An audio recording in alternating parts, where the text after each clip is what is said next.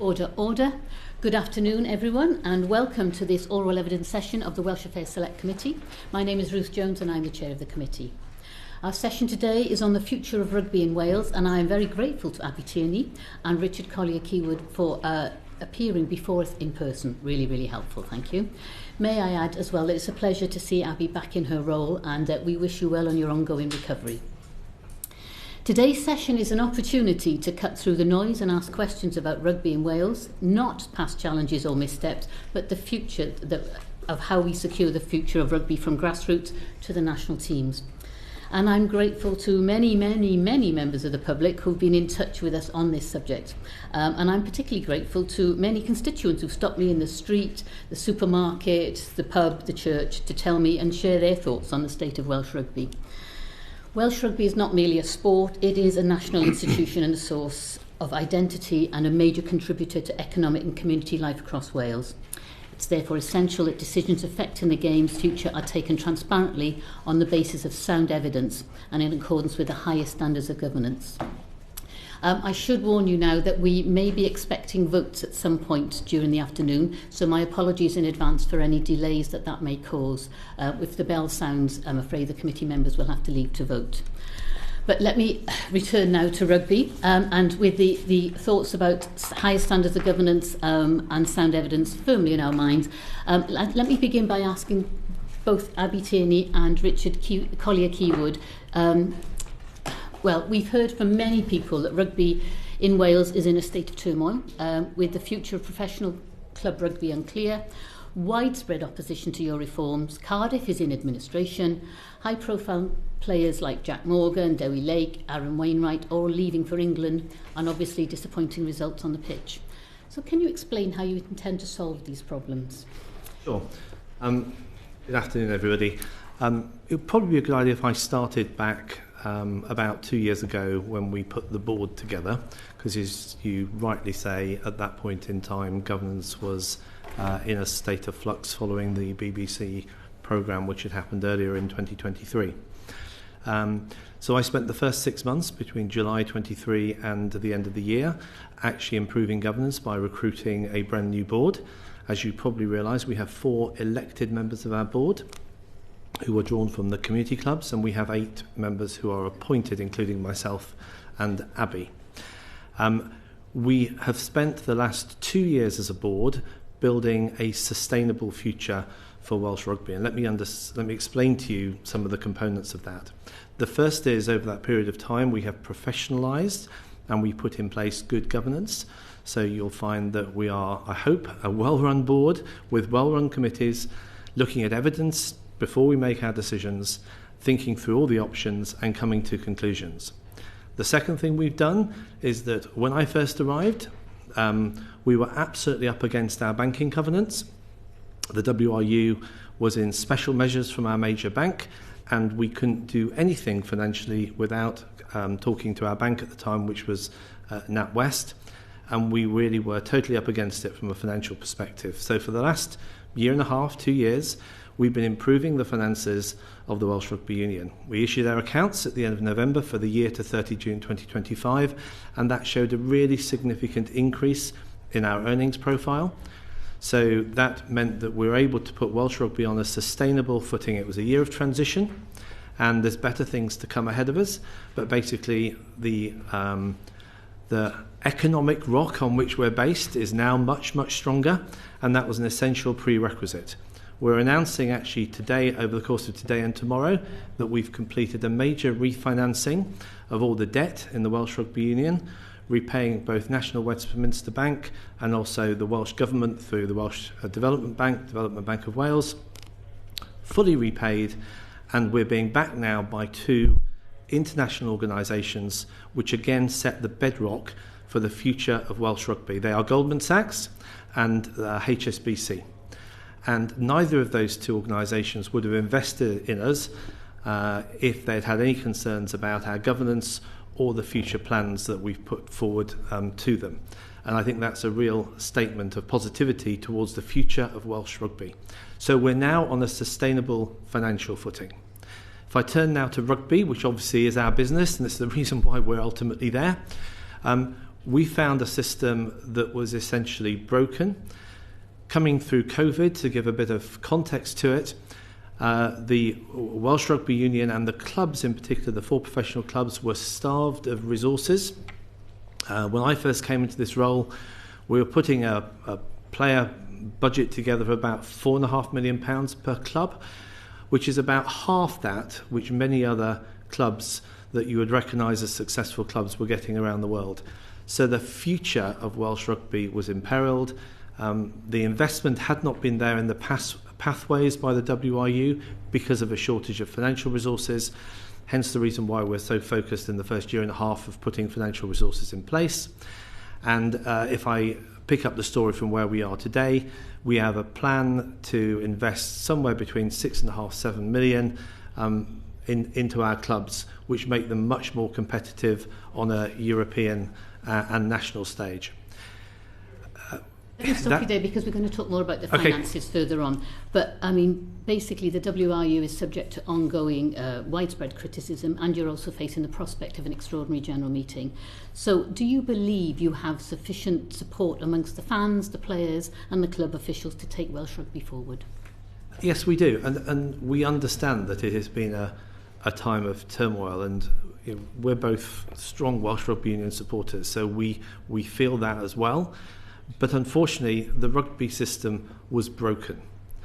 The pathways were broken, and we announced back at the end of October, following the largest consultation, I think, in Welsh sporting history, a way forward for that, which included an investment plan of £28 million over 5 years to essentially fix that problem. And yes, we're at the start of it. We also announced a reduction, which I'm sure we'll want to talk about, in terms of the Welsh professional clubs from 4 to 3 clubs, because that is both the affordable way forward, but it's the way forward as well that will enable our rugby to improve. When we sat down as a board and looked at the rugby players that we had in the system who were Welsh, we didn't feel we had enough for 4 teams. We had something over 30 non-Welsh qualified players which were being paid for by our professional clubs in Wales, and frankly that was a waste of money in the longer term. So we've gone back to saying our goal is to have 3 clubs. The investment we've made will connect the community clubs, very importantly, to the regional sides, or the new 3 clubs, and that involves 12 PDCs, player development centres across Wales, which means that there'll be much more opportunity for young people in Wales to actually see icons and to play in an environment where they get first-class coaching. Let me stop you there, because obviously we can read the details. Thank you very much for that. But what I'm going to hand on to Anne Davies now, because we're interested to get into the detail and the strength of feeling. I'd like to ask Abby a question as Chief Exec of the WRU.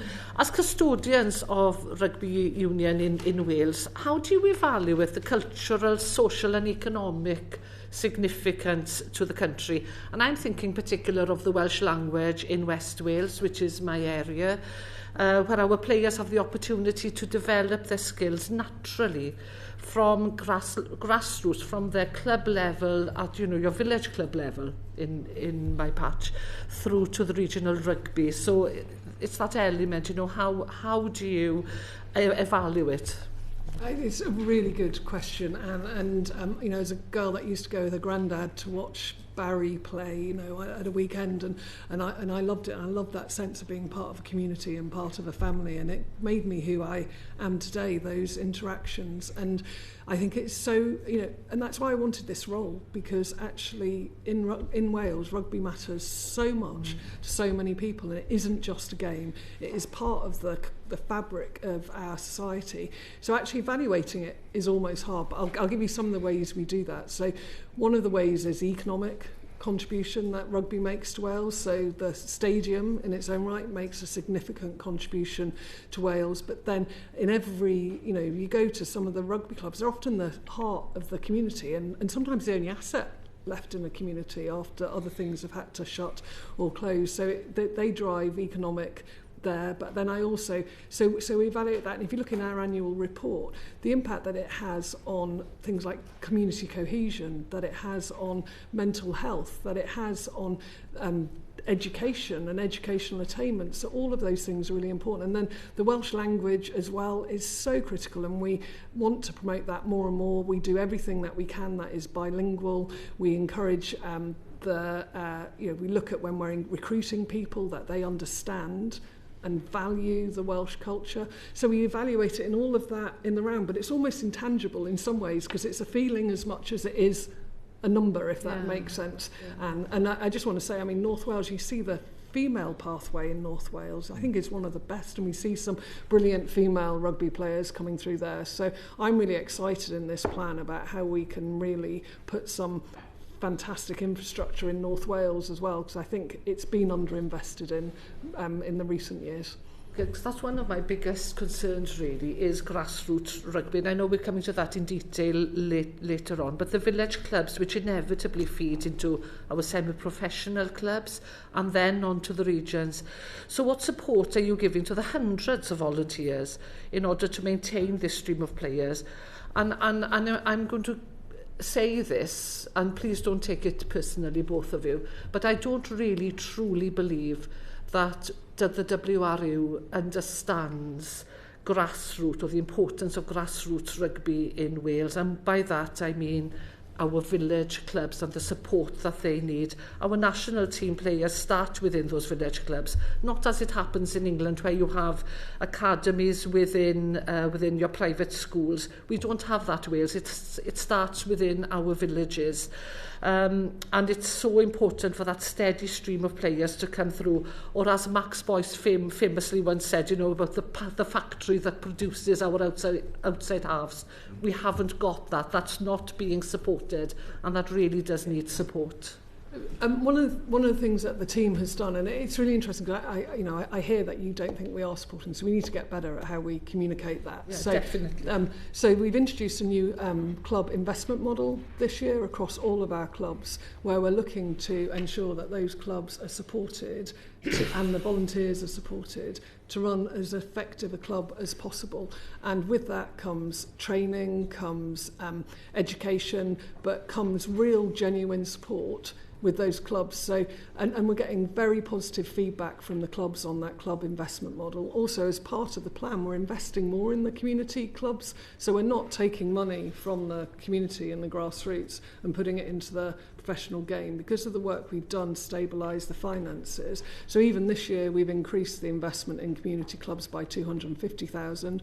We've also already secured 1.5 million pounds worth of grants for our community clubs, which we're working with them on, and we've implemented a facilities grant this year to improve their facilities as well. So I think this new club investment model, and what we're saying is, as you go through the accreditation, and we've got some of the clubs doing that first, that will enable them to be well governed. It's about increasing the diversity in those clubs, so that both from all different angles, and enable those clubs to really run. So I do think at the heart of this, a lot of the news, a lot of the coverage is on what's happening in the professional game, but there's brilliant work going on at the grassroots level. Oh, very quick. Yeah, bits again, sorry. No, don't apologise. I want to ask both of you really, how many grassroots clubs have you visited? Your Nantgaredigs, which is just down the road from me, or your Pennebank, which is just up the road.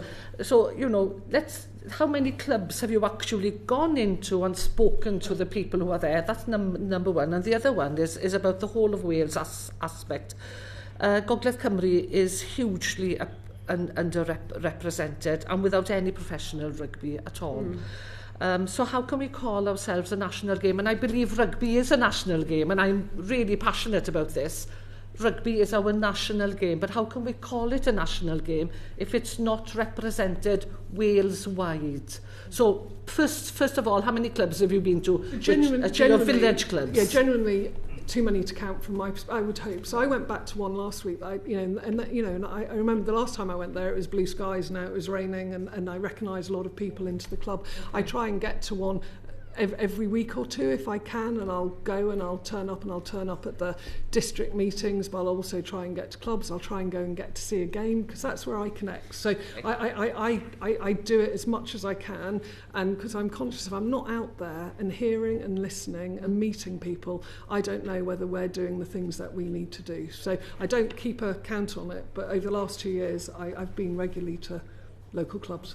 What about the point of Wales Wide? Yes, so and it is really important. I think one of the things that happens, so if I take some of the impacts in North Wales most recently, and I've been up to North Wales and I've met with our clubs and our members up there, is because of the financial situation and because of COVID, we have lost some of the investment in North Wales. And as part of this plan, I mean, we're going up in March to actually talk to them about how we can invest in North Wales going forward, and so that it does feel like a national game. And we've got some ideas that we want to share with them. So I would say at the moment, you're right to be frustrated, and you're right to be asking for more support and investment in Wales, not just at the grassroots level, but right the way through. And we're committed to doing that as part of our plan going forward. Okay, thank you, Chair.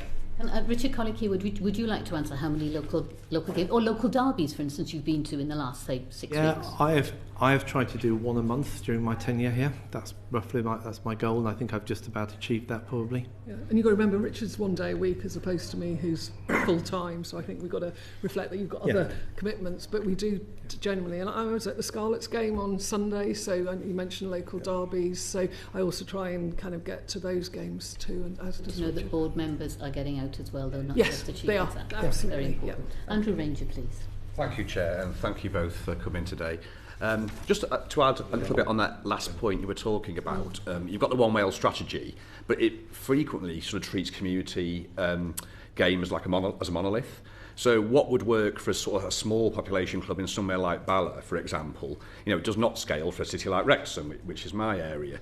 So, how is the strategy nuanced to help those sort of the differences between the high growth, high population centres in North Wales, for example, compared to the smaller ones that my colleague mentioned, perhaps? It's a really good question, Andrew. And having been to Bala, you recognise and how, just getting there, just how different it is, to somewhere like Wrexham or some of the heavier population. And the club investment model that I talk about, and it is, and I'm really happy actually, and maybe, we should have put that as some of the appendices, and we're going to be doing some videos about what we're trying to do there. It is absolutely at its core is about saying how are these clubs different and what is the different support that they need, so it's not one size fits all. So if I go somewhere and depending on the population, the demographics, how many schools feed into that club, there's all different factors that will drive that club and what it needs, and there's a number of different pillars in the club investment model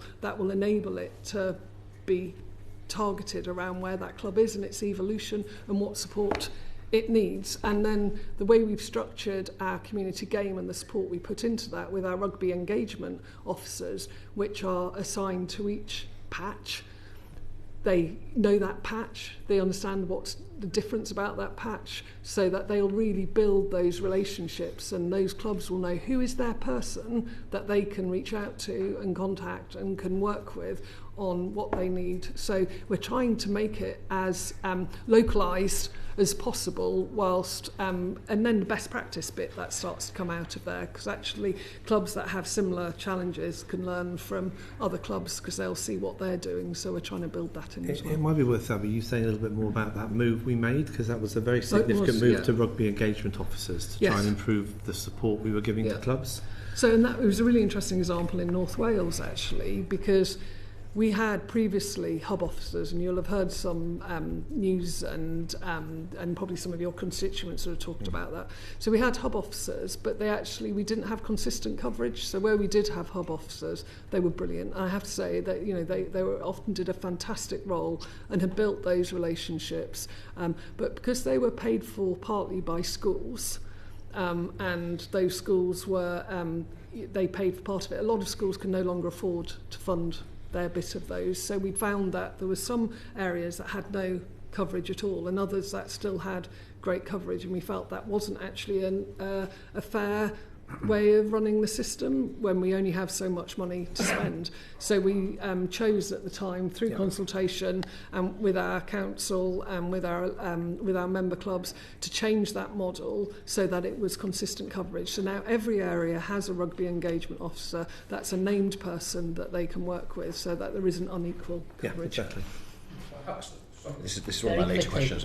So how does that work though? So you've got some hub offices or engagement offices that are dealing with sort of 9 schools and several things, and in other places you've got sort of almost like a 1-to-1 ratio. So how does that work out in reality? No, we did really clear analysis based on demographics, number of clubs, number of schools and things, so that and even looked at the kind of distances that engagement officers would have to travel to make sure that so they don't all so we don't have that disparity. Obviously, it's not a perfect system, and we're monitoring it closely. We've just done a 6-month review, and we'll continue to do that. But we've tried to make sure that all of them have jobs that are doable and that everybody gets as fair a share of that input as they can. Thank you.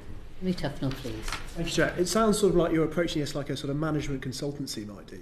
I don't know whether is that something that you've considered in terms of the feeling from the community, the sentiment of the community, but the way you've done it in terms of, you talk about demographics, is that something that you're aware of and you haven't managed to bring your stakeholders with you because of the language and because of the way that you've approached this? I think, Henry, I think it's, and I've seen that criticism. So look, I think I'm not going to apologise for being data-led and evidence-led, but I think hopefully you've also heard in me that I absolutely believe and have a passion for the Welsh culture and the sense of community and family in Wales. So, because actually if we don't we were going to fail as a union, and we were going to fail at all levels. We hadn't invested, we didn't have the money. So unless we took that evidence and data-led approach, we couldn't have secured the future of rugby. So I think you've got to somehow find a way to bridge the two. So I don't think there's anything... I think you can have a data and evidence-led approach that then protects Welsh rugby and puts it on a sustainable footing going forwards. If we need to reflect and think about how we're describing that and the language that we're using. But when I'm out in the clubs, I'm not getting that they're disconnected from it. I'm not hearing that. Well, I mean, we've had, extraordinary general, community clubs calling for extraordinary general meetings. I mean, that's indicative of the fact that maybe it's not all okay on the community level. I mean, and your response to that is that, that's just going to set back improvements following your, the report that came out that labelled you as sexist, homophobic, misogynist. I mean, that's quite a strange way to approach it, isn't it? In terms of, your grassroots is saying to you one thing, and then your approach is something different. So let's just factually, we haven't received anything from the community clubs. So I thought you had the Central Glamorgan Rugby Union. They have written to their club, to other clubs. So it's one club that is one associate member club has written to other clubs to see if there'd be a support for an EGM. We have not had received to right up till today. We've received nothing back.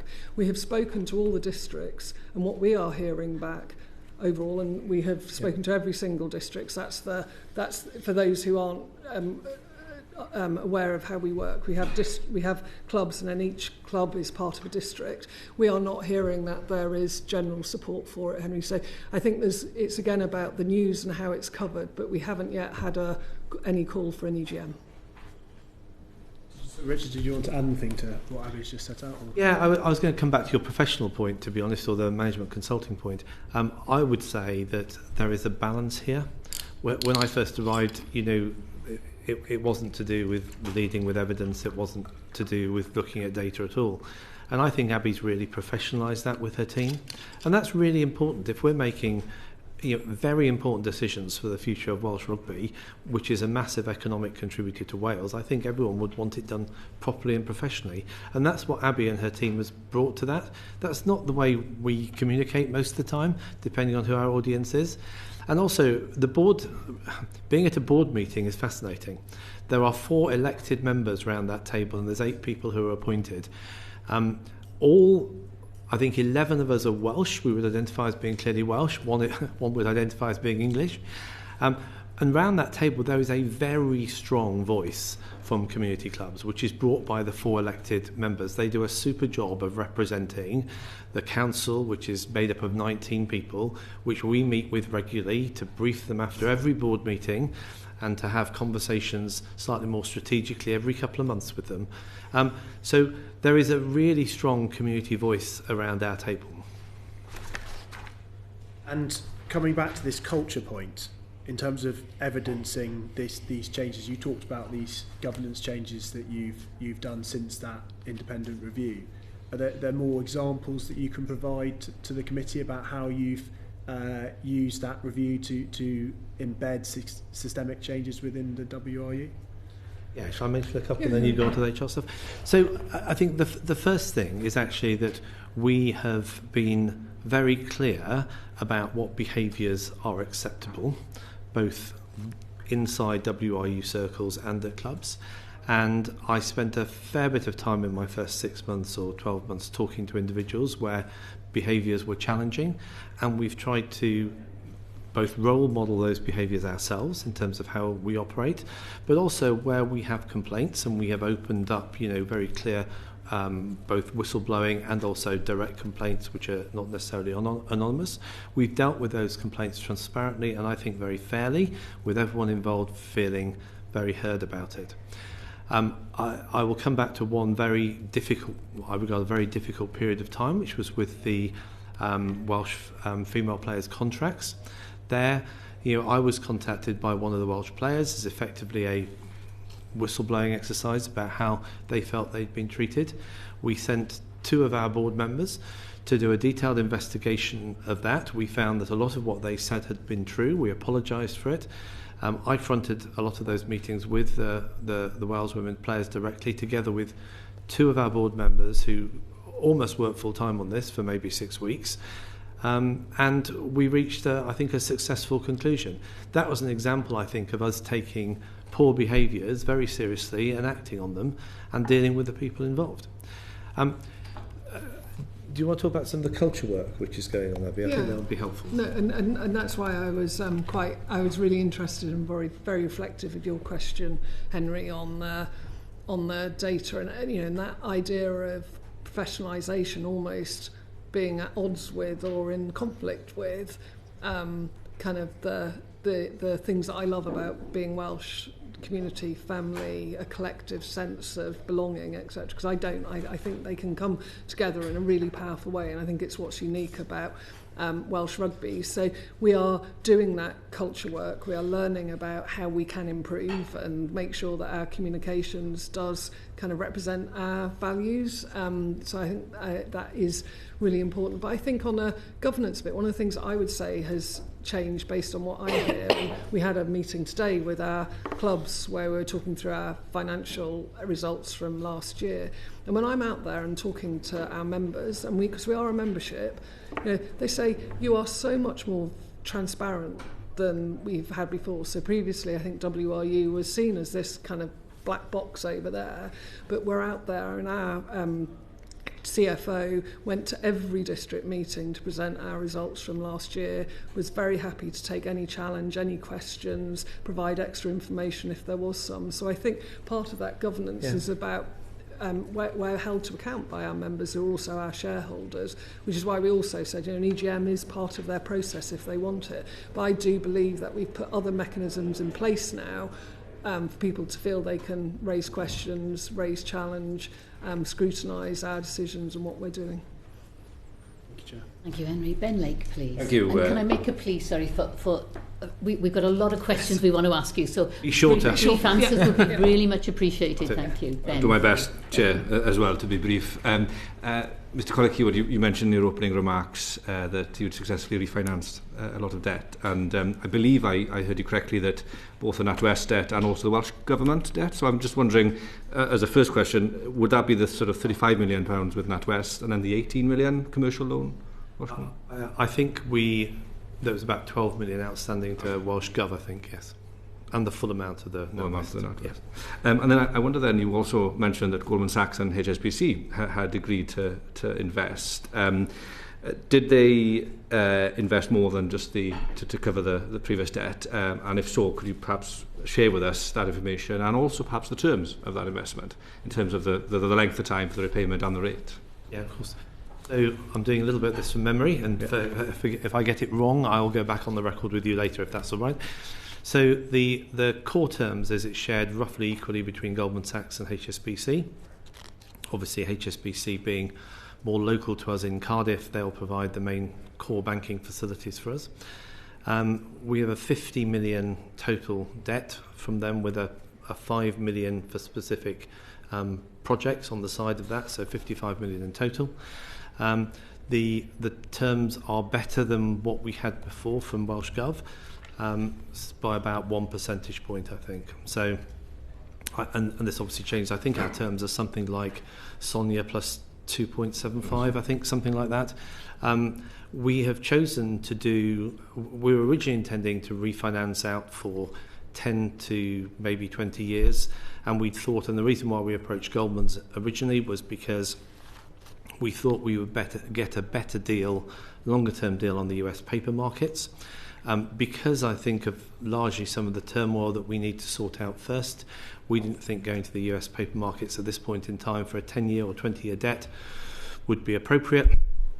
So having taken some advice, we've done a refinancing for about 3.5 years, I think, which we see as essentially a bridge to get us through the next 3.5 years to enable us to make the investments we've committed to in this cycle.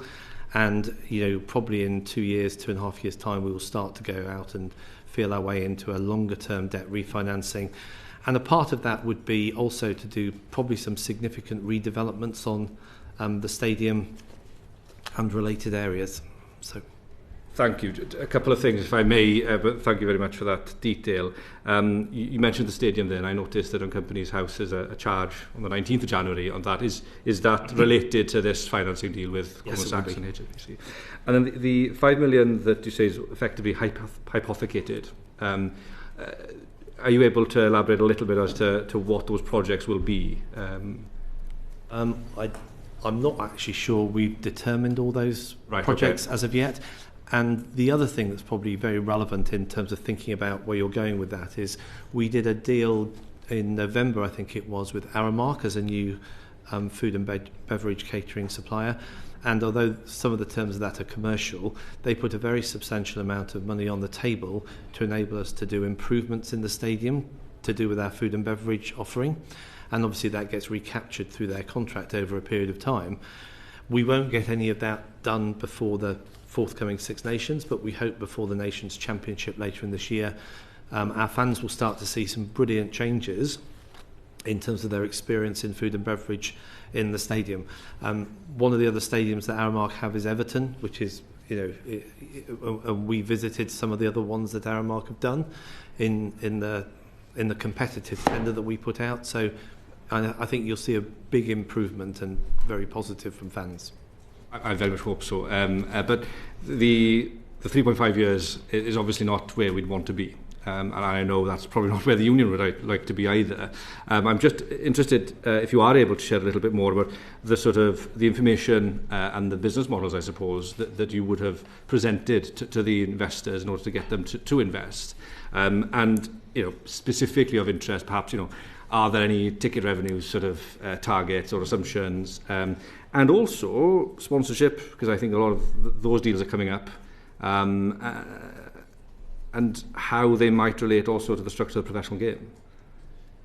Yes, so we put in place a 5-year plan, which we shared with our 2 debt providers, and I spent many happy evenings on the phone to the United States talking to one of them around the detail of some of those plans.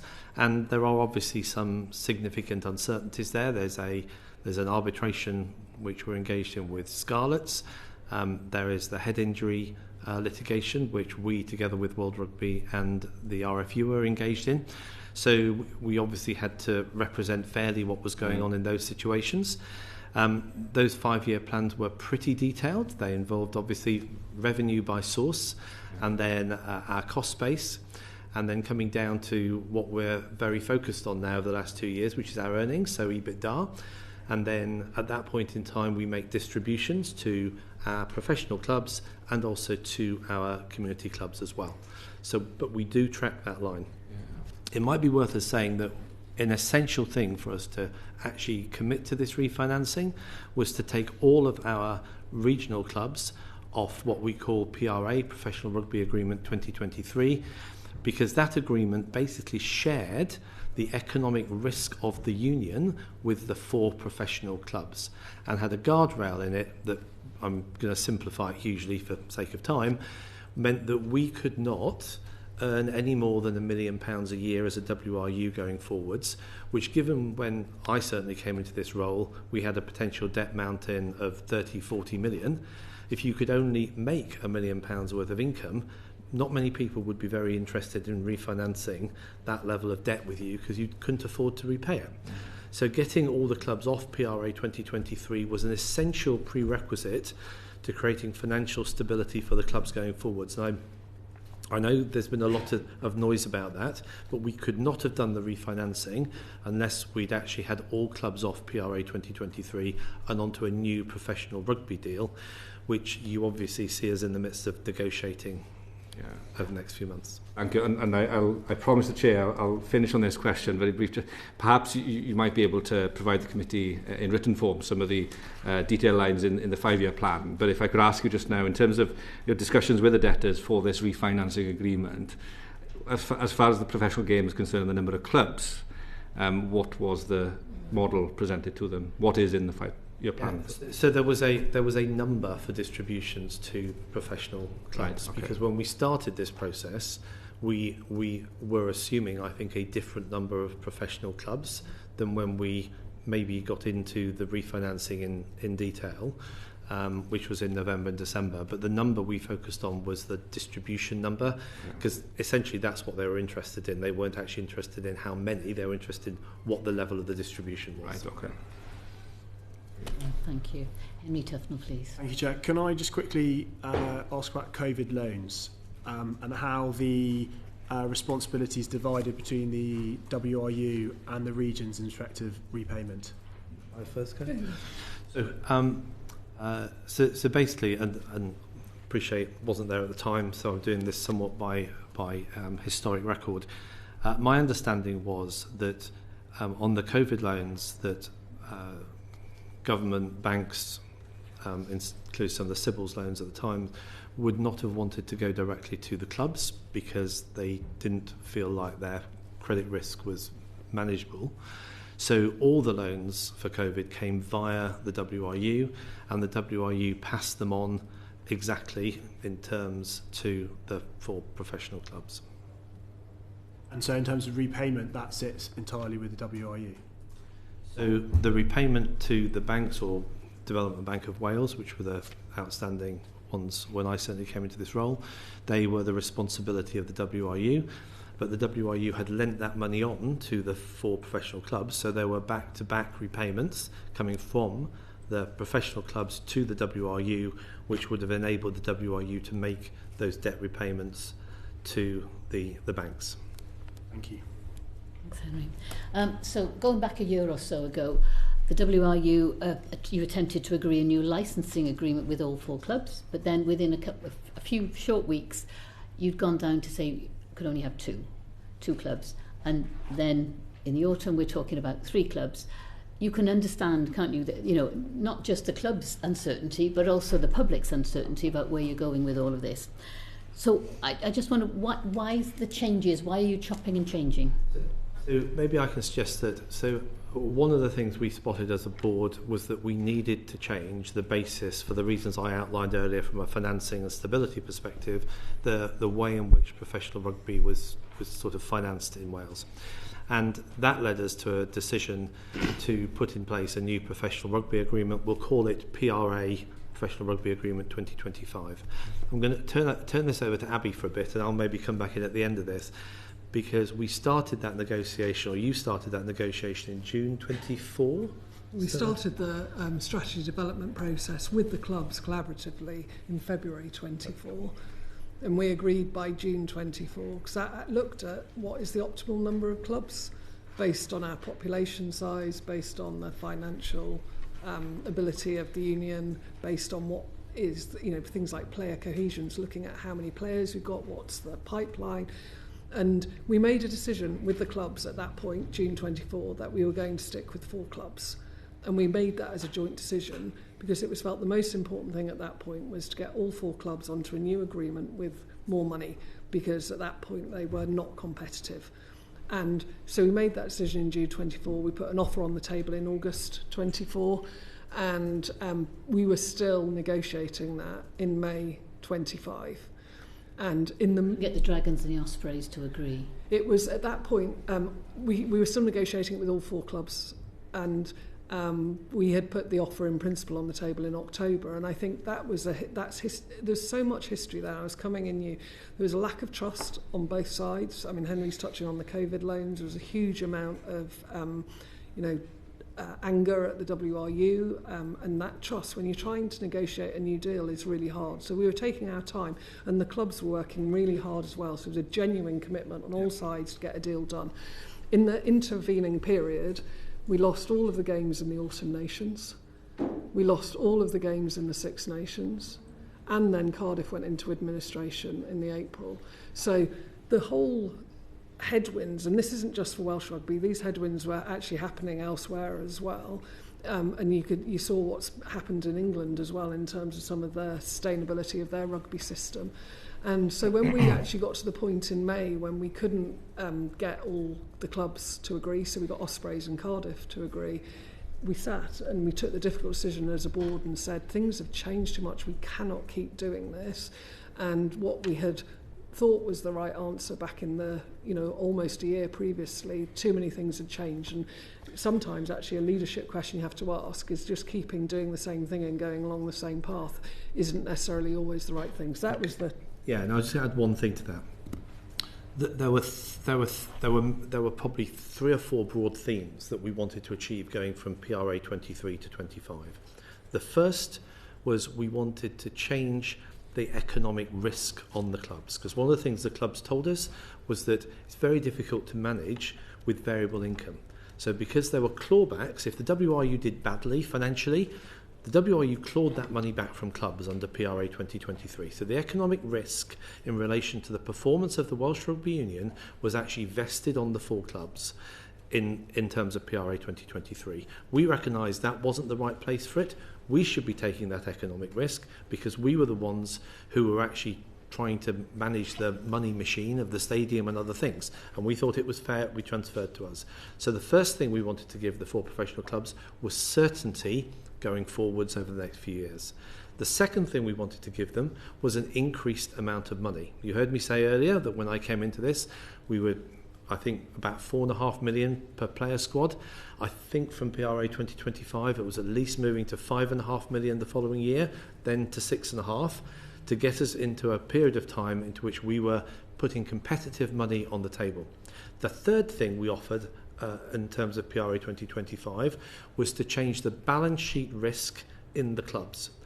Again, when I was involved in this, the clubs had variable levels of debt ranging from roughly about £5 million up to, I think, £10 million order of magnitude.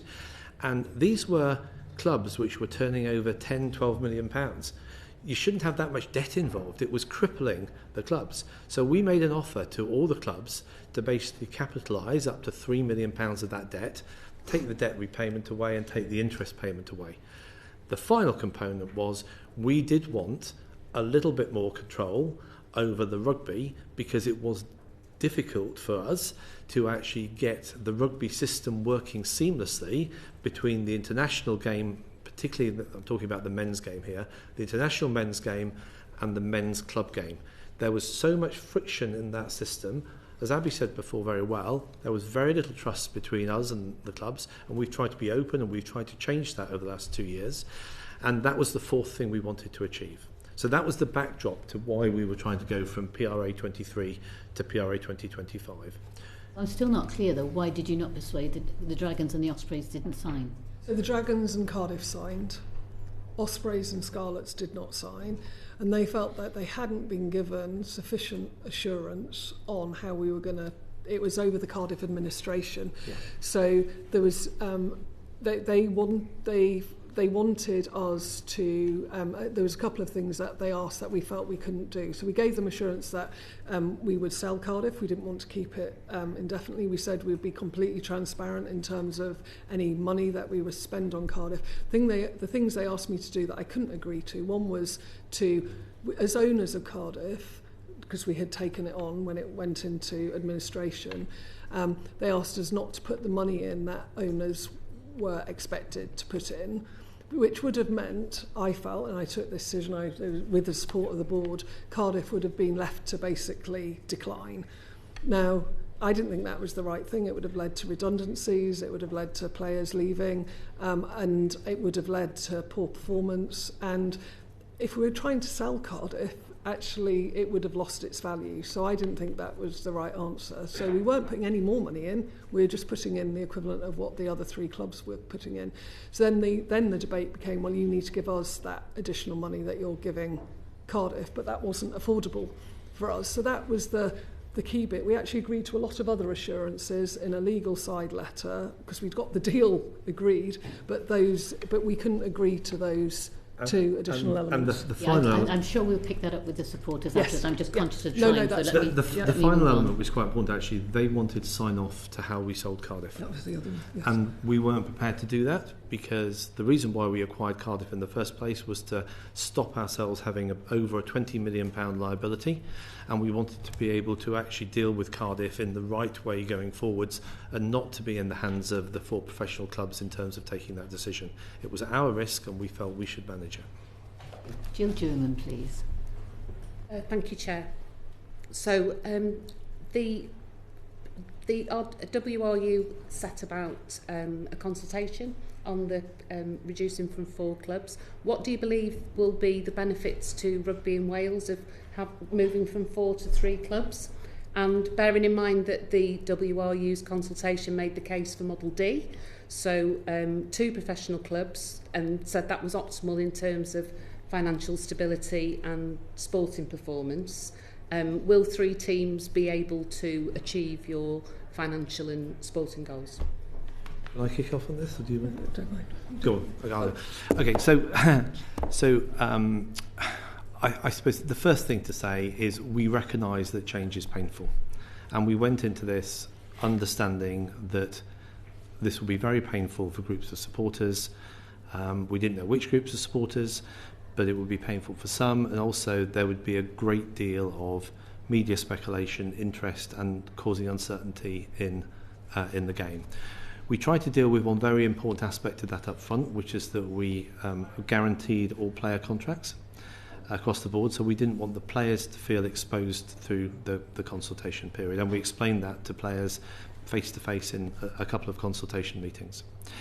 So we went into it with 2 clubs because we were concerned about the lack of concentration of players playing with each other, and as a board we talked about it. We could have gone out with probably 3 clubs as well, but the things that we were trying to balance in this was probably 3 clubs gave more playing opportunities for our key players, 2 clubs gave less, 3 clubs was more expensive because you were funding 3 rather than 2, and the final thing was how much of the infrastructure which just does not exist today in Wales did we need to pay from a centralised basis with all clubs participating. I'll give you a couple of examples of that. So we had interacted a lot during the summer with the retired international players from Wales, and one of the key themes that they told us was that the reason why this group of players were so good was because they went through a national academy. There was relatively few of them, and they got significant amounts of coaching. And so we wanted to replicate that in a national academy, and we've announced that we're going back to a national academy, albeit on 3 sites, but that will be run much more similarly to how it was run in the past, and we think that's an important piece of it. The second thing, which is widely trailed in the media, is that we're always second to the game in trying to find the new Welsh talent which is outside of Wales. The people who live on the borders. I came into an environment, the very first professional rugby board meeting I went into, there was a debate around someone we had lost to England. And I was absolutely passionate about that. And I was like, why are we complacent about this issue? Why are we complacent about it? We should be fighting for talent, tooth and nail. And in the new 28 million investment, that includes a talent management and identification unit, which will be much more proactive in finding that talent, whether it's inside Wales or outside Wales, supporting that talent through their education and actually supporting them into either a semi-professional or professional club. And a part of this is actually building up the SRC as well, Super Rugby Cymru.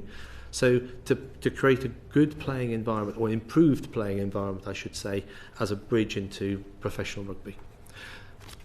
Just that help? wondered if Yeah, you wanted please. to add to that as well. Yeah, so and it's really interesting for me because my last day before I took medical leave was when we announced the consultation, and then I started to come back in when the results were coming back. So I was probably one step removed in actually quite a useful way. I think, firstly, it was a genuine consultation, and actually we were criticised at the start, people saying, they won't listen, they won't make this a genuine consultation. And I think that, as Richard said, it was a fine decision at the board, whether it was 3 or 2. There was some really strong views that, based on all the data that we were discussing earlier, that 2 was the best answer, and there was very strong views that it should be 3. So actually it was a fine decision, and so it was a genuine consultation when we went out that the optimal model was 2, but we put the other options in there, and then we listened, and when you look at all of the responses, it was one of the biggest consultations that's ever taken place in Wales. It shows the passion. You know, 'cause wouldn't it be awful if we had apathy? And we don't have apathy, which I will take. And the responses came back. We genuinely listened, and we said we will do 3, because that was what people had told us was the right answer. As Richard said, it still isn't an easy answer, but everybody actually, the biggest theme that came out for me reading it was that everybody agreed we needed to do something different and we needed to change. So that we did 3. The stronger footing we're on financially means that 3 didn't actually need to have a huge amount of sacrifice in terms of the money that we're still investing in the 3 clubs, which is good. I think some of the transformational levers that Richard just mentioned around things like the National Academy remained. The investment in the pathways, because that's what I've learned over the last 2 years, is that we'd stopped investing in the pathways. We'd stopped putting investment into some of our key areas in Wales. We really said as a board, we can do 3, but we can't afford to water down the rest of it, and we haven't done that. And then I think the other bit is the transformational lever is much more significant alignment on the rugby operations, so that we'll be building things like that talent and insight. We'll build much greater connections between the national team and the clubs. I'd have been far more worried about that, Jill, if we'd lost that in the process and in the reform, because that's where the transformation comes for me, much more than the 3 or 2 club model. Can I just add one other feature? One other feature here was obviously our clubs play in the URC, and I'm sure we'll want to talk about that in a moment. Yes. So not to give you a segue into the next topic maybe, but one of the things that I was impressed on, I did quite a few of the consultation meetings with Dave Reddin, and the one thing that came back consistently out of it was make the best choice for Wales. That may be an odd thing for me to say, but it's make the best choice for Wales. Because at the time, the URC were pretty clear that there were 2 acceptable answers for them. One answer was 2 clubs, and one answer was 4 clubs. 3 clubs was not acceptable because they couldn't manage it within their competition structure.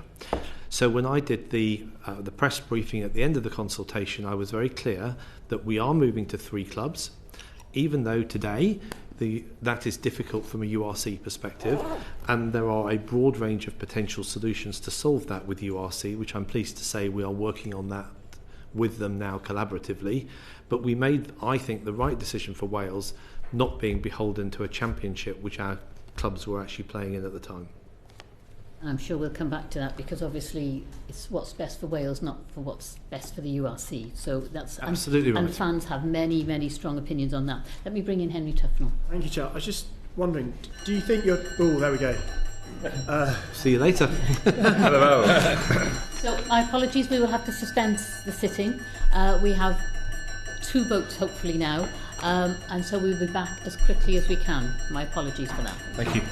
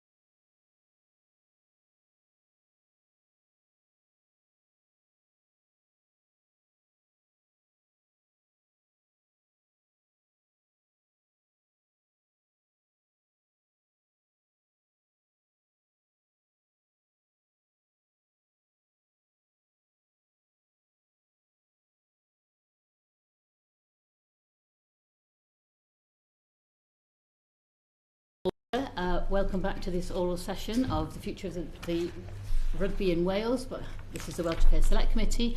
I understand, Mr. Collier-Keywood, you have a correction you'd like to make to the record?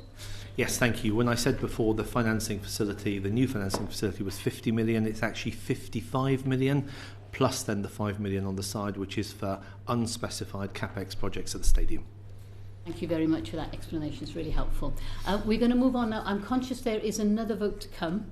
We're going to push on as far as we can, so we'll see how far we get, but my apologies for the interruptions. I'm going to bring in David Chadwick, please. Thank you very much, Chair. And firstly, can I also say thank you to you for tabling this session, calling for it. It's very timely and I hope we can keep going with it. Want to come back to the question about the hub officers, because that's come up a lot in the conversations I've had with clubs, including Trebanos, Ystalyfera, Ystrad and Brecon. And when you were talking about their removal, can you just confirm if there was a consultation on removing those hub officers, and if so, when was it? So what we did was, as part of the redesign process, we consulted with our council, who are kind of our elected members who represent the districts, and the community game board who kind of oversee the community games. So they're they're the same people on those. So they were engaged in that process. And then once we had made that decision, we consulted with the individuals that were so we engaged with the individuals. The challenge we had is that the hub officers are actually employees of the school, so it wasn't our formal role. They weren't our employees to consult with the hub officers. Did you consult with the clubs, or was the consultation with other people? So what we did was we with the representatives of the clubs in terms of the district members who sit on the community game board. Thank you very much. So the Ospreys are the most successful regional side in Welsh rugby, rooted in Swansea and the surrounding communities, including many of those communities in my own constituency. How will the former tendering process to decide the 3 professional teams operate, and when will there be an outcome? I will go there. So at the moment, the process we're going through is that we are trying to get to... Order. I will now suspend the session again.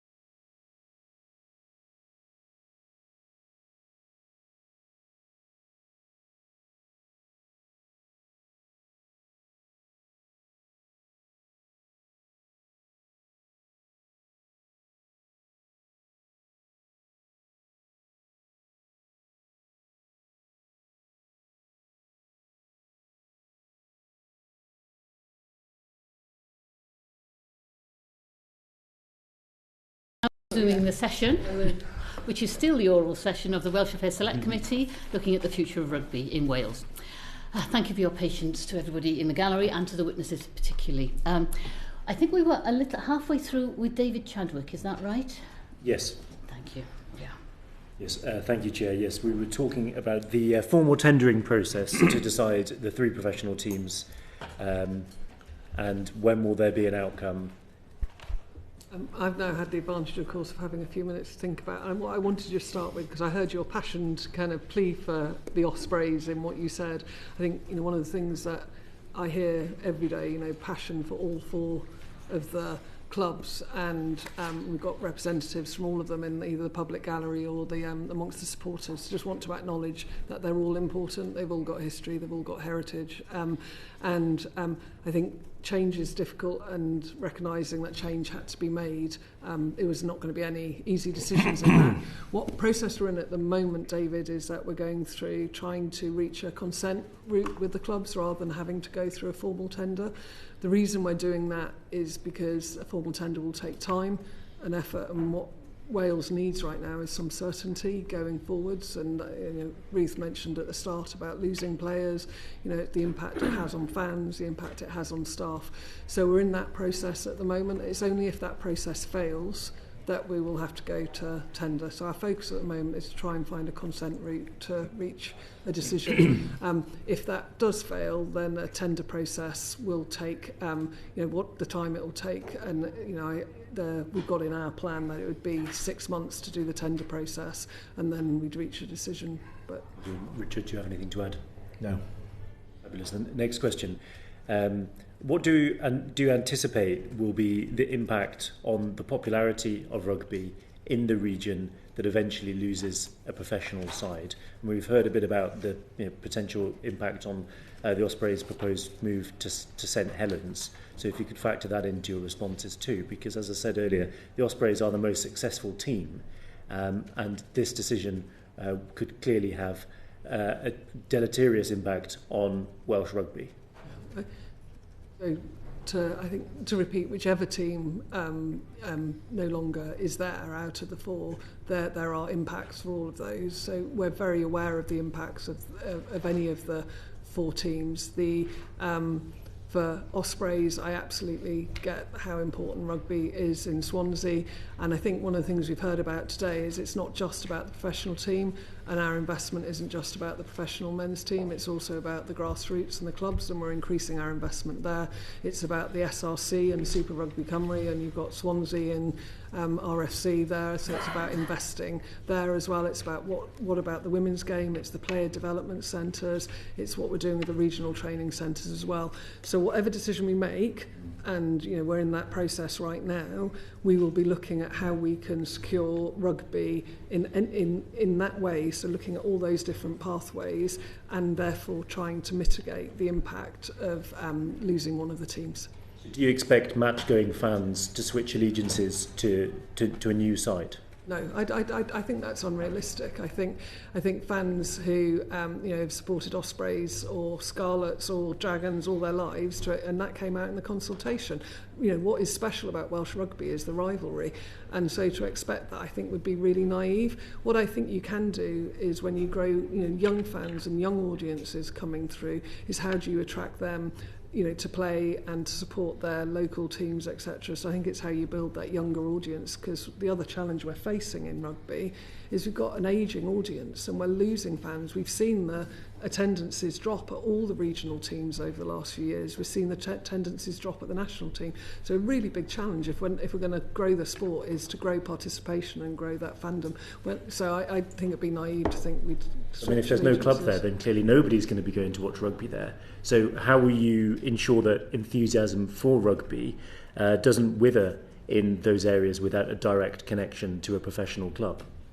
I think it's all those things I've just said at the pathway level, and and one of the things we really want to talk it's hard because we're in a confidential process at the moment, so I don't want to sort of move to solutions. So if I'm talking at a generic level, it's about all those different pathways, and it's about a child at the age of 6 picking up a ball and wanting to play rugby and making sure there's the opportunities to do that, whether that's in North Wales, West Wales, in Cardiff or in Gwent, and I think that's really important. And then making sure that throughout that participation, boy or girl has the opportunities, has fantastic coaching, has great facilities, and and fantastic match officials, and all of that ecosystem is really important. And then if your national team also starts to succeed, then that gives people role models and inspirations, where, again, men and women, for them to look up to. David, a very quick supplementary. Very quick, yes. It was just one thing is just to sort of add on to that bit. You talked about investing in community organisations, because FAW is doing lots of aggressive investment in 3D pitches as well, and the rugby clubs are miles behind there, and without those they can't generate the passive revenue and all that kind of thing. So it's just to make that point, and they need that capital investment is really, really needed. And the other thing I wanted to just quickly flip to was will the WRU commit to fighting to free-to-air TV for major Welsh games, because that's the shop window. And if there's an audience out there that you were just talking about, who loses that access because it's behind a paywall, how they're not going to be able to see their national team. It's not going to create that inspiration and get people involved and bring that younger audience and those players in. Can I do the first one? Only very briefly. I'll take the easy one of the two. The facilities, I think we are absolutely seized that we need to improve facilities. So many rugby matches are called off in Wales because of flooding, etc., etc. So it's absolutely clear we need to work on that. My plea back to all of you is that we need support from the government and from the Welsh Assembly as well to actually make that capital investment across Wales. So that would be my point, and we were actually asked to make that by one of the member clubs on a webinar we were on less than 4 hours ago now. And we are investing, and it's another thing we need to communicate better, because we are investing a lot in facilities too, and I think it's just because we're so much more wider spread and we've got so many more clubs, it takes almost longer to make that impact. Free-to-air TV. So the balance we've got here is we've got broadcasting revenues going down. Now, broadcasting revenues are a big bit of our income that then gets invested into the clubs. And both our national broadcasters in terms of the BBC and ITV as well, where we've got free-to-air, they are struggling to invest in the amount of money that they have done previously. And we need to have competitive tension in that system as well. So there's a real balance, because if we keep losing that broadcasting income, then we've got less money to invest into the game. So I absolutely recognise how important it is to have free-to-air TV as much as we can, and you'll see that in the Six Nations this year. But we've got to keep it's a real balance, and it's a real fine balance, and and we talk a lot about it as a Six Nations board, and we really challenge it, and particularly in Wales. And one of the great things we've got in Wales is our relationship and partnership with S4C, and the Welsh language as well, that is on there. And so the partnership we have there is one we really value. So, and that's both at URC and Six Nations level. So I think it's really important that we keep that too. I'm going to say, before I bring in Henry Tufnell, we're going to finish this first panel, we're going to close before 4:45, and then we bring in the second panel. Henry Tufnell, please. Thank you, Chair. I just had a question whether you thought that the WRU was overly centralising rugby in Wales, and that creates fundamental problems should you experience as an organisation issues or in the future, and how resilient that made rugby in Wales. You mean centralising in terms of the rugby operations side? Yes, I mean effectively you control the whole.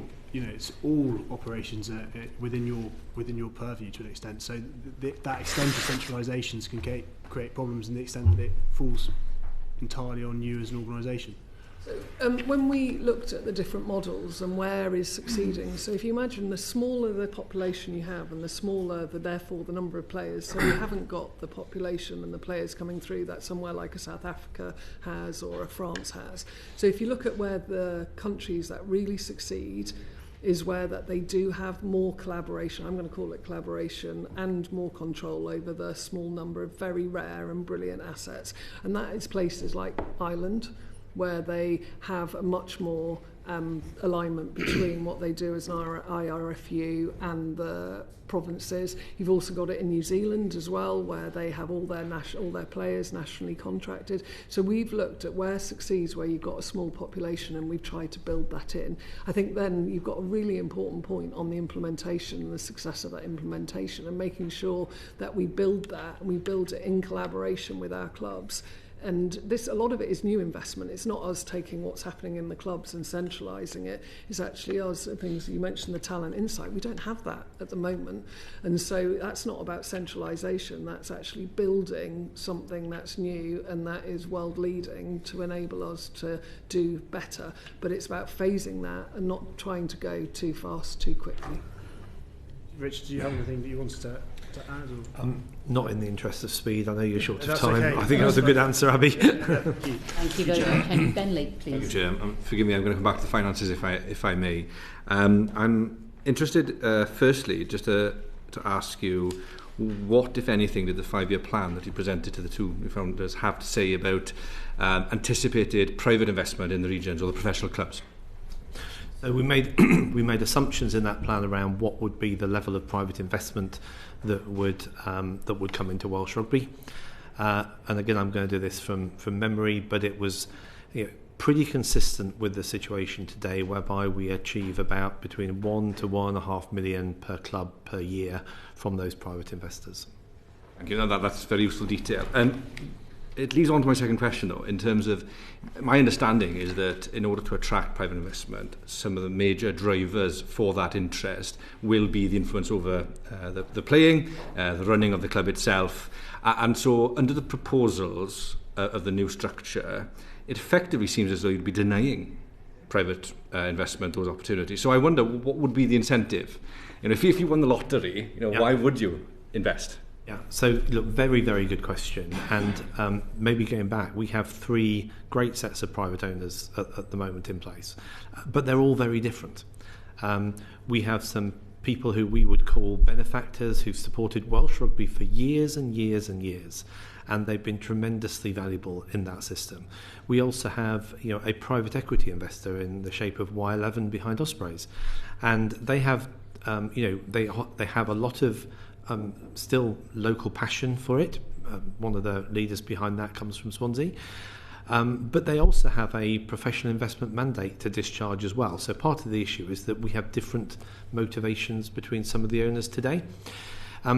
So moving on, we're trying to have a consistency going forward in terms of how we treat those private owners. And it is not our intention in the new rugby operating model to exclude them. We want them in there. I mean, we see times when some of them go out to South Africa to try and find good young Welsh players in South Africa. And we want to encourage that. We don't want to exclude anybody from that. They have particular skills in running the clubs, which we want to encourage. We do not want to take on the running of 3 professional clubs going forward. That wouldn't be what our vision is for the WRU. So there are a lot of skills there, have a lot of experience in Welsh Rugby. They know their teams, they know their people really well, and we want to make sure we harness that in the model going forwards. But I'll give you one. We had Steve Tandy come to the board earlier on this week, Monday I think it was, and he told a very interesting story, and he's fabulous, he's great. I mean, the word we like is collaboration. That's really what we want going forward between the clubs and the Welsh Rugby Union. And Steve is, he's hugely collaborative, and I think he's been really well received in the professional clubs, and he spent a huge amount of time out with those clubs and the players. And he told the board a story that was basically he wanted a day with the players, not in a physical camp, but just bringing into camp the players coming in prior to the Six Nations. What he told the board is it took him between 5 and 6 days to organise that one day, shuttling backwards and forwards between the clubs, trying to find a day when the players were off. And it's that kind of cohesion that we don't have at the moment that we need to save his time and to stop the friction in the system. And this isn't about control. This is about collaboration between ourselves and the owners going forward. But it needs to improve because there's too much friction in the system. If we really want to succeed at the highest levels, that's what we need. Just very, very, very briefly. So in terms of the assumptions made to the investors, it is that it's about £1.5 million per region under the current model, so for 4 regions or 3? Under the current model, it's obviously for 4 regions. Yeah, so is that what they think they are supporting? So going forward, we're trying to have a financial deal that involves hopefully less complexity than where we were before, and encourages the current regions that survive into the 3 going forward to primarily repay their debt that's existing to the Welsh Rugby Union. We want to make sure that gets paid off first, and then on top of that, if we do make profits going forward at the club level, and we are, remember, supporting all the rugby costs at a club level, we would like some money back to contribute to those rugby costs which we're currently paying. That's broadly the nature of the deal that we've got on the table going forwards post PRA 25. And so everything will continue to work, as it were, provided the current levels of private investment are held up. Yes. Is that what you're saying? For the next 3.5 years?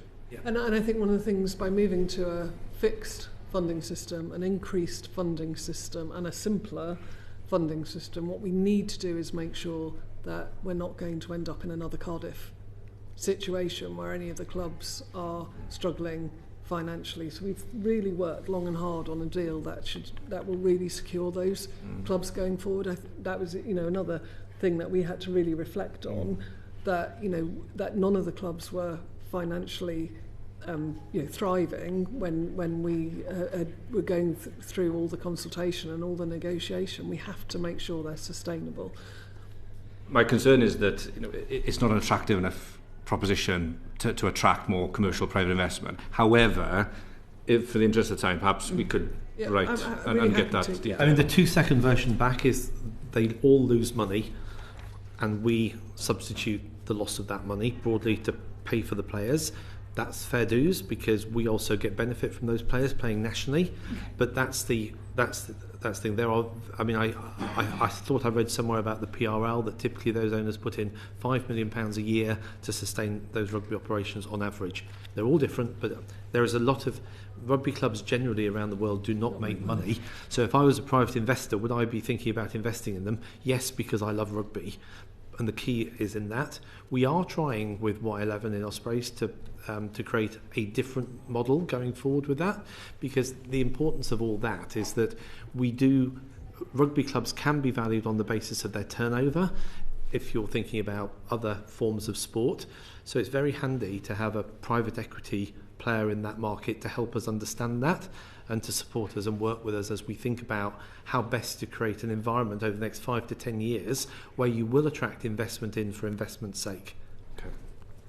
Errol Jones, please.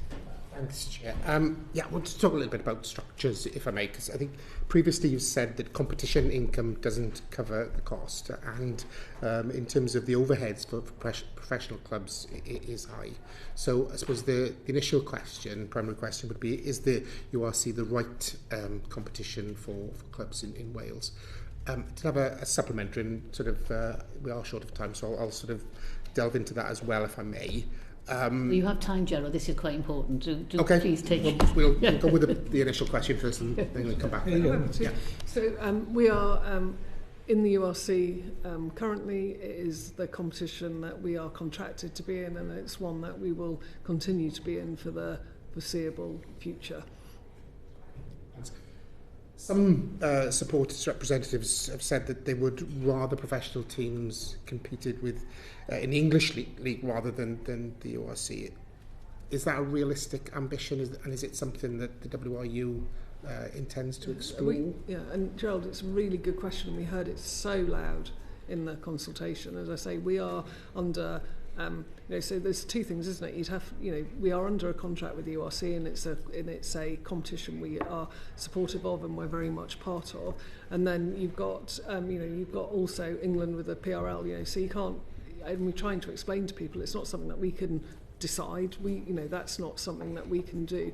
But are we working collaboratively, given some of the challenges that we said are facing rugby globally in terms of, falling fan base and falling broadcasting revenues? Think about what are the optimum competition structures in the future, and having conversations as unions, but also with those competitions and they're really good, really constructive conversations to look at how do we build the best. So am I saying, is it realistic to have competitions where there is more games? Because it's those big derby games that I remember as a child that everybody wants back.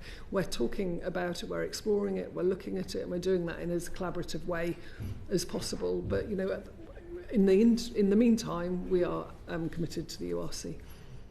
I think that was part of the sort of discussion about those sort of big derbies of the past, and would that be more attractive to match-going fans, and also in terms of television audiences as well, and obviously an income source through that. I mean, that's certainly something that's been put forward as something worth exploring. And I agree, it's not in our gift at this point in time, and I think we've got to be really clear. It wasn't that we decided we didn't want to do that. It's not within our gift to make that decision, but we absolutely understand, we've heard it, and we'll be working with the competitions and with the other unions to look at different options going forward. It may be worth just repeating, because this came out massively powerfully, as Abby said, during the consultation. And at the moment, we understand that perspective. We totally do. But we said, and I said in the sort of press conference at the end of the consultation where we announced what we were doing, that we have an enduring contract with the URC, so we're committed to the URC. End of story. We also have, as part of that contract, a ban on playing in any other competition up to the end of 2028. So there is, that is where we are today. To get into the PRL, we believe every single one of the 10 owners would have to invite us, and the RFU would have to consent to that. We haven't received that invitation yet. But I think that the question is that the fans want it. I mean, I live in Newport. I can go to Bristol dead easily. I'm not going to go to South Africa for a Friday evening event. So I think it's really important that, as you say, it's an overwhelming suggestion from the supporters, the fans and the clubs. They would really like this. And I think it's to see the WR. You have the ambition, we understand contracts, we understand that, but it's to say, yeah, we acknowledge, we hear you. We've heard a lot this afternoon about communications. You talk to the banks a lot. Yeah. We'd like, the supporters would like you to talk to them about where you are going forward, and I think that's really, really important. Can I come in on that? Because I think I agree, and I'll, as a fan, I absolutely get it. But we're also, and I'll be really honest here. We've got for us to sit here and say, we have partners in that competition that need us in that competition that we have a contract with, and so it's a bit like me saying, actually I'm a bit more attracted to that man over there, but I'll and I can't, we can't do that, and I think it's really important that we've got loyalty and commitment to the other unions that are in that competition, that we're in a partnership with at the moment, to make that work as best as we can. But does it mean that we're not talking to them and talking to the other unions about the future structure of competitions and how we make them as attractive as we possibly can to fans? We absolutely are. And a really good example is the Nations Cup that's starting this year, which I'm really excited about, and we've got in the summer. So that's where, what was the Autumn Nations and what were our summer tours is becoming a competitive structure, and that's about engaging new fans and exciting current fans. So we absolutely know we've got to improve and we've got to do things differently, but we've also got to respect the contracts that we've currently got and be mindful of what we are able to do within those. I suppose I respect that, but I understand as well that divorces can be amicable and the second marriage can be much better and much more profitable. So you're taking my analogy. I don't think we want to go any further with that analogy. I want to go back to the grassroots rugby, and especially for me in Ynys Môn and for North Wales.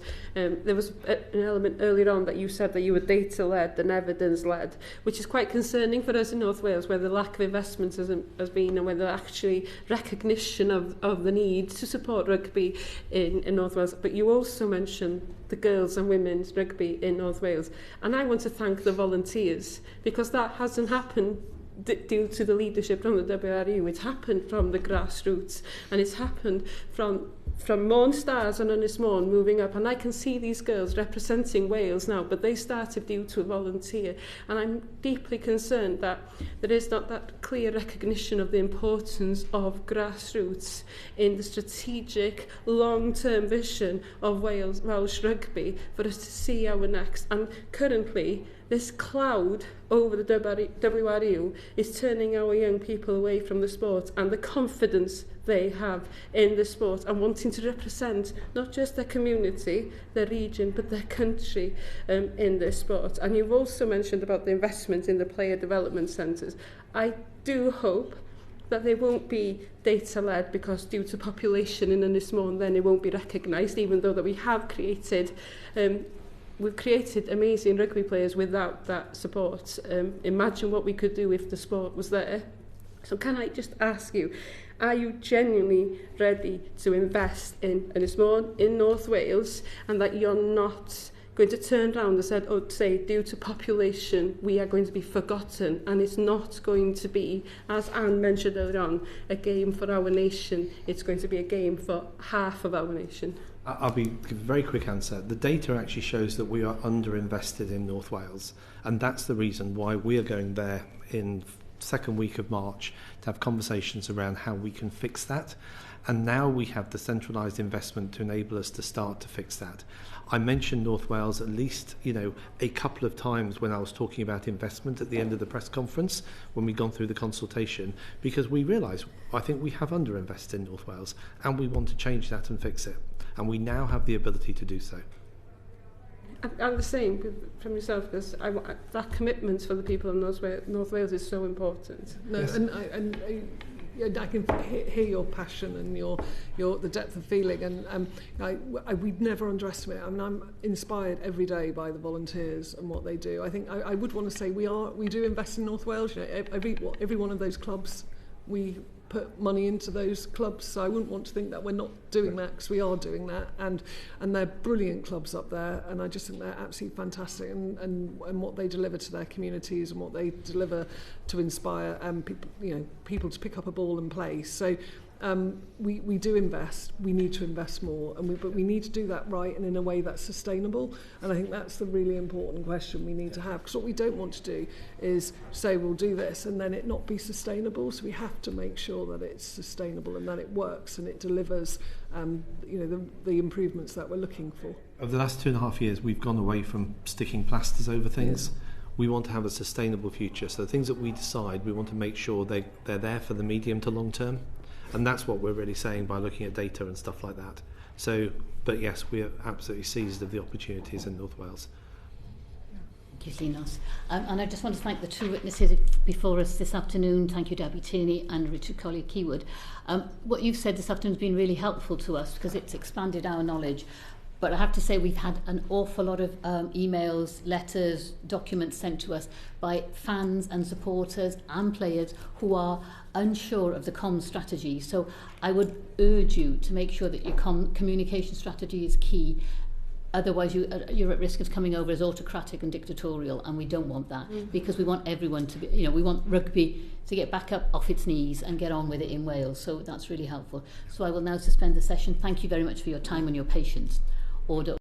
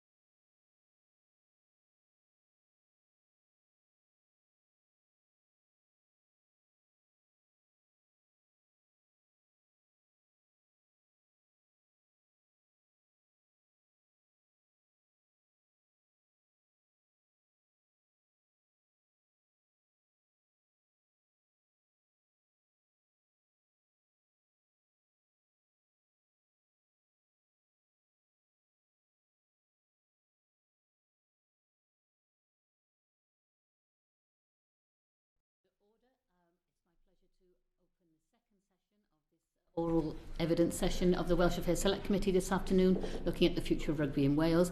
I want to thank the 4 regions who brought their representatives in front of us this afternoon. Thank you for your time and your patience today, and we look forward to hearing from you. Can I ask you briefly just to introduce yourself and say from which region, and your role within it? If I start with Grant Berni, please. Grant Berni, Vice Chairman, Ospreys Supporters Club. Thank you. Daniel?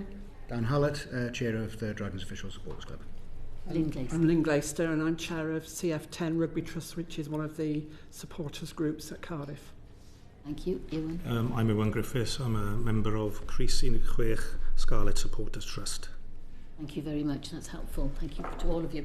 I suppose the most pressing question that has been asked of us is, can you explain why these recent proposals from the WRU have caused such angst amongst supporters and upsets, if you like? Why the outrage? There is definitely a whole load of outrage there.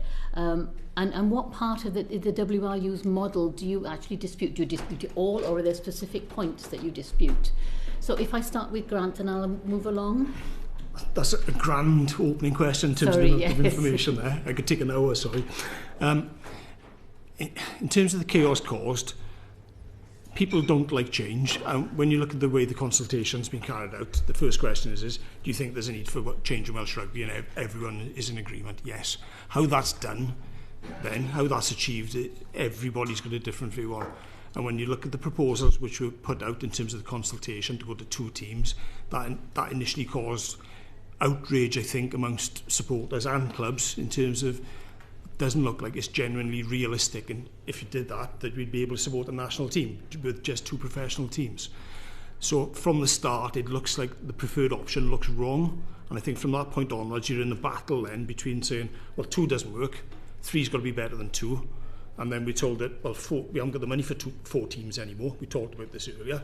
No, it's gone from there's definitely funding for 4 teams to we've looked at it again, there's not funding for 4 teams with all the other things we want to do, and it almost feels as if the elite level is the area they're suffering because of mismanagement over a long time, and not just the last 2 years in the game. Oh, thank you. Dan, please. So obviously historically the Dragons haven't been the most competitive team, and initially when that happens the daggers were out for us, but we are fortunate that we have a very strong ownership group who are just at the start of the journey to make us a more competitive team, a more financially viable team as well. So obviously, from our point of view, we were slightly more comfortable as we own our ground and we have that kind of stability built in, but it was still concerning that there was no, as Grant has said, the historic mismanagement or the lack of commercial kind of advancement from the WRU to create that funding that was available. That's the bit that was concerning for us. I suppose with the continuation as we're going, would we be comfortable that the operation of the WRU would be in the benefit of the professional clubs? Thank you. Lynn Glaister, please. I think the reason why people care is there is a real emotion there, and there's a real passion for the sport, and that you're always going to have difficulties when you're bringing emotion and passion into it, but you have to, because actually what makes us great on the sports field is when you've got passion and your team is doing well, your supporters are calling and all that, and I think so the reason why it's a problem is because we care. We care about it, and we will continue to care. I think that it's the length of time that everything has taken. There's an anger about the historical neglect by the, albeit the previous regimes of the WRU, which led us to having underfunded clubs, which has meant that we haven't been able to fund. It's not just about players, it's about at one point we were down to 1 member of a communications team. We jokingly called them a team, things like that. And I think it's that anger, and it's the waiting for things to get better. And I think the pathways and the fact that we can see some things that are going well and they seem to be getting cut off, but other things, but we're waiting. It's the lack of the women's teams linked to the clubs. There's so many things. Sorry, I need to move on. No, I understand completely, yes, and it's helpful to have that. Iwan Griffiths, please. As a trust, we've reached out to our supporters via a questionnaire, and we found that 90% of them actually were against the WRU proposals, and reasons stated they were against the central hubs and the central academies. They're also against the control of rugby at the regional level, taken away from the regions. So those are just two. I think people are also worried that if we lose a team, then it obviously might be their team, and obviously each of the regions has a unique perspective particular to their regions, but you know, a lot of our supporters are worried about the impact of the Welsh language in West Wales. It's a large area. They're worried then that there's a lack of evidence about how that gap is going to be filled, you know, from a social economic perspective as well as a cultural perspective, if losing a region happens. Yeah, thank you very much. Let me move on to Gerald Jones, please. Thanks, Chair. Sort of talk about, obviously, we all know in lots of towns and villages that passion is there for rugby at all levels.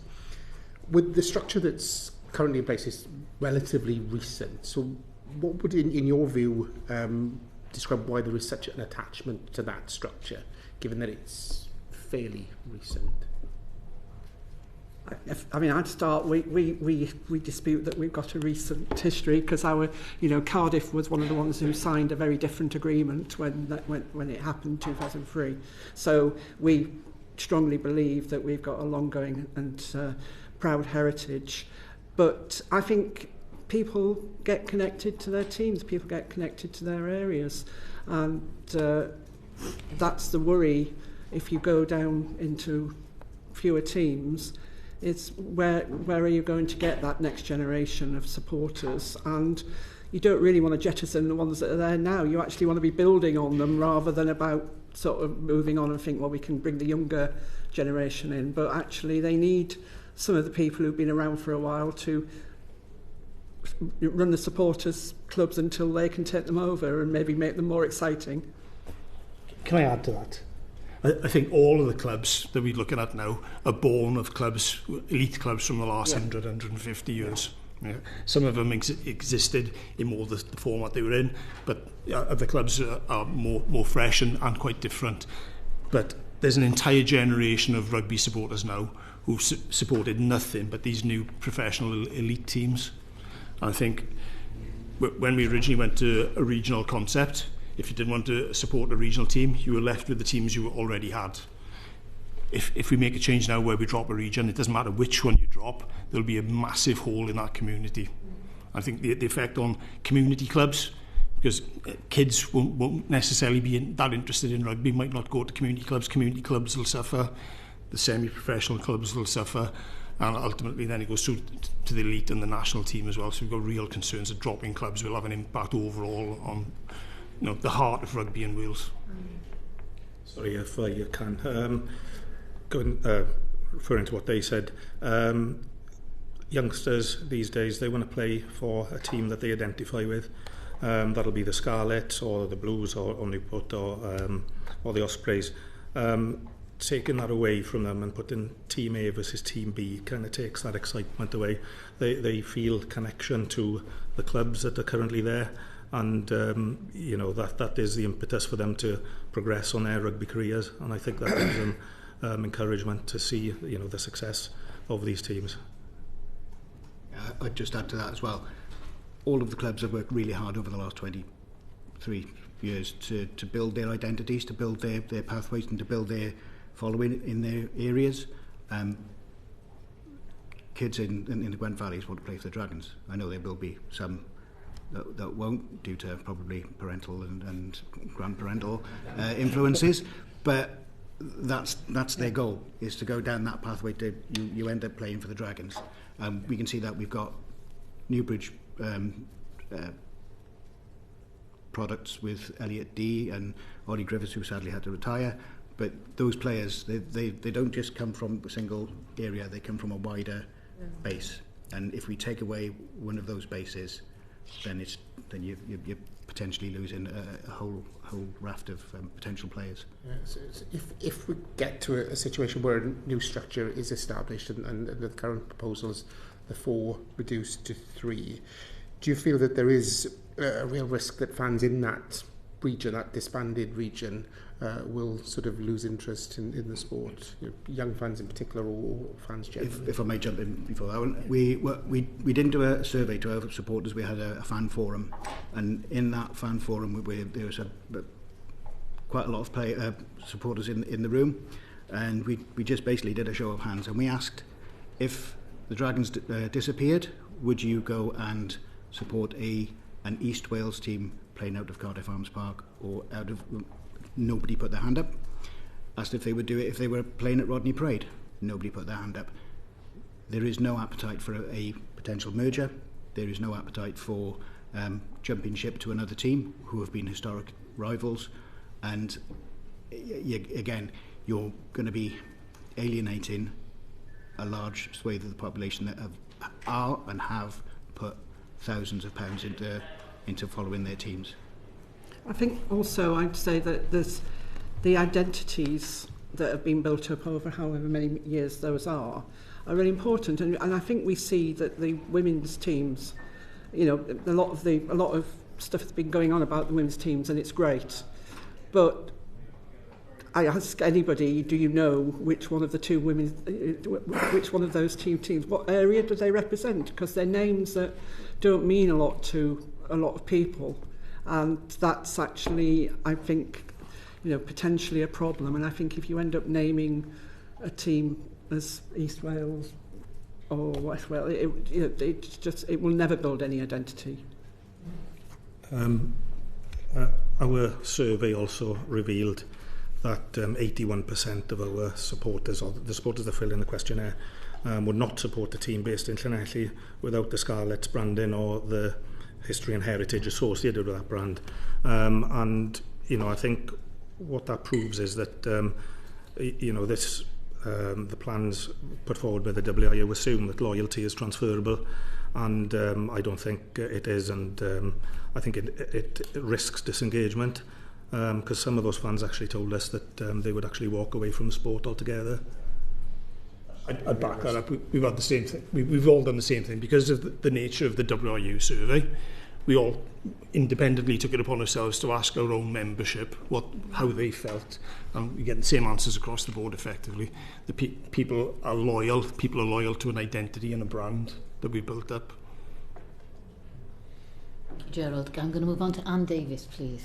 Thank you. Just picking up on just what you said earlier, the rivalry and the tribalism, for use of a better word, is what Welsh Rugby is all about. And you think about the local derbies we have, even on our community game. I'm thinking of Ponteberem and Tumble. My word, the whole villages were out there. And this is how we've built rugby up in Wales. This is what rugby is in Wales.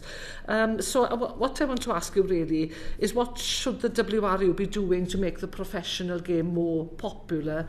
And is part of that getting out of the URC and getting into the Anglo-Welsh League? Because of course, supporting matches just across the border, coming from Bath, Bristol, Gloucester, is so much easier than travelling from Italy, South Africa. 100%. So, but anyway, I'm not putting words in your mouth. Well, perhaps I am. But I leave it to you. Perhaps, I don't know, we'll start with Grant and work towards you, Iwan. 100%, yes. Okay. The thought of dropping regions, and you look at the number of competitive games you'd have left in terms of derbies, it's like, oh my God, they'd half. It'd be tragic. It'd be absolutely tragic. So, if you want to encourage people to come along, they want big spectacles, don't they? They want to see their heroes playing in front of them all the time. I won't keep going. I'll be hours again. Yeah, agree. I'd much rather nip across the bridge to Bristol than jump on a flight to Cape Town. Yeah. Apart from the economic consequences of it, there's historic rivalries between the Welsh teams and specifically the West of England teams. But yeah. Sorry, can I come back? Yeah. I think the important thing with derbies like that is crowds will build over time. And if crowds build, sponsors are more interested in putting money into clubs. and then it's almost like it'll just improve and improve and improve as far as I can see. If you can build crowds and build interest and build sponsorship and money coming into Welsh Rugby, it's all for the better. I think for the current league that we're in, I think we're seeing the death of the away supporter. You know, that's the reality. You know, people used to save to go to the internationals. You know, they'd save all year, wouldn't they, to go to Italy, to go to France and things like that. And then when the European Cup came in, it was, oh, right, well, we can add a couple of European trips in as well. But now, for our league, you're talking South Africa, Ireland, Scotland. You know, every other week there's a game that's as big as that. You know, currently, I think all our teams are advertising trips to South Africa that are being run by, you know, by different groups that are basically about £3,500 to go for what will be 2 matches.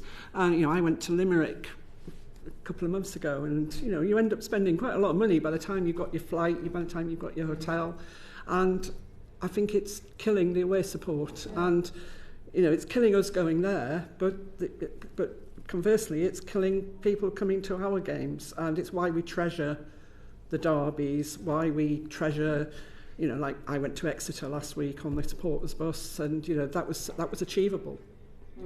And also, you look at the contrast with the Christmas derbies, full houses, lots of passion. So why can't we have that every week? Yeah. For the record, I did go to South Africa last year to watch the Scarlets. It was a very expensive trip, and you know, that limits the amount of supporters that can go. I think maybe we possibly had about 200 people from the Scarlets region as supporters there in both of the games. But you know, that's 200, isn't it? Not everybody can afford to fly halfway across the world to go and see their team, and you know, but last week, for instance, Scarlets Northampton game, there was, I think there was 5 or 6 coaches going up from Tierney to that match. And I know on Twitter there was a reaction by one of the Northampton supporters that said that you know, the Scarlets crowd there was the best they'd had in Franklin Gardens all season, and that they would fully advocate a Anglo-Welsh league, and that's coming from an English club. So I think that just shows that, you know, that could work from both sides of the border. We've actually asked our fans this as well, and 86% of them did say that they would prefer an Anglo-Welsh competition to what we currently have. Well, thank you, Chair. Thank you. Ben Lake, please. Thank you, Chair. Thank you all for coming along this afternoon. If I could turn to Lynn on this question, can I ask, from a fan's perspective, what are your feelings about the current situation at Cardiff in terms of the ownership? And you are very welcome, of course, to refer to recent events. I mean, we're just devastated in so many ways. We've had a year or more of, you know, we going into the administration, would we have a club? We were saved by the WRU, and we are, as ever, very grateful for how they did that and the work that they did to make that. And I think what we want more than anything is a positive future. And we want a positive future where we won't be seen forever as being the people who've killed off another team, and that, you know, that's like the overwhelming emotion over the last 24 hours. So it's sort of, we're massively proud of Cardiff, and we want Cardiff to survive, and we want Cardiff to be there, and we will fight for that all the way. And we're not saying, but it's just that feeling that we're being almost, going to have a shackle around us from the start, and plus the fact, actually, we don't actually know what the deal is. So it's even, Monday we knew that they were making they made a decision. Within half an hour there was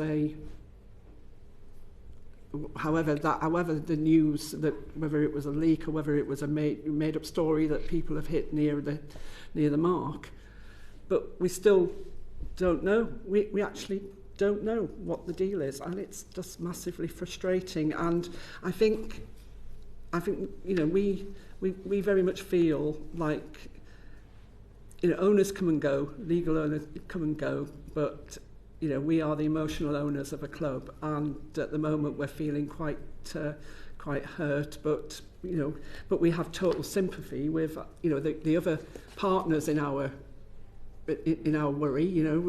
I did a double-headed interview with somebody from the Ospreys supporters club yesterday, and what they're going through, it's just terrible. So I think if I've got a message for the WRU, it's that secrecy's fine, but secrecy when there should be transparency is a problem, and sort of leaks or sort of vacuums that allow stories to be made when there should be, when there should be confidentiality is causing a problem. No, thank you. And if I may, because of the recent announcement and events, can I also just turn to yourself about the current situation? There's massive turmoil with our supporter base at the moment, and I think the thing that frustrates people is the lack of information. I'm pretty sure that if an agreement was made on Monday, there would have been a plan for this week to contact all the relevant parties in the right order to roll it out in the right way. But with that leak, within half an hour, it means that players are finding out that they potentially not going to have a club, online in the evening, and we don't even know if that's the case. So, whilst nothing is signed yet and deals aren't done, the supporter base feels one thing, but there's players and sort of backroom staff and coaches, etc., community setups who are in a real state of limbo at the moment. I feel so sorry for them in terms of their mental health right now. And so it's not necessarily that in this particular situation, sorry, I turn back to you, Lynn, it's not necessarily the ownership model that is causing the greatest concern. It's just this uncertainty. Yeah. And as you mentioned, the fear that it then might lead to consequences for another partner, and then that your club is held responsible for it in some way. We may or may not have concerns with the ownership model when we find out what it is. Yeah. So at the moment, it's the anxiety and the worry about and the sort of and that, isn't it, really? Yeah. The sooner we have clarity, the better. Okay. Yeah, thank you. Thank you. David Chadwick, please. Thank you again, Chair. This is a question for Grant. Jack Morgan, Adam Jones, Justin Tipperick, Dan Edwards, Blevin Bowen, Robert Jones, Rodri Thomas, Arwell Thomas, Andy Lloyd. I'm sure you've worked it out. All have one thing in common. They all come from the Swansea Valley. So can you spell out, if Ospreys were to disappear from Welsh rugby, what impact would that have on our communities and Welsh rugby in general? I think the first thing is, when you look at junior sections in clubs, they struggle. And there's lots of merged teams and various age groups across up the Swansea Valley. And I think if you get rid of the Ospreys, that's going to shrink even further. And I fear for the existence for some of the smaller clubs. Not just the junior sections, but right the way through to the top, the first teams. So I think it'll be irreparable damage if you take out a club in the Ospreys region, or the professional team. But the same applies anywhere. But you look at those names being produced just within 10 miles of each other. It's a hotbed, isn't it, of rugby going up the valley. Agreed.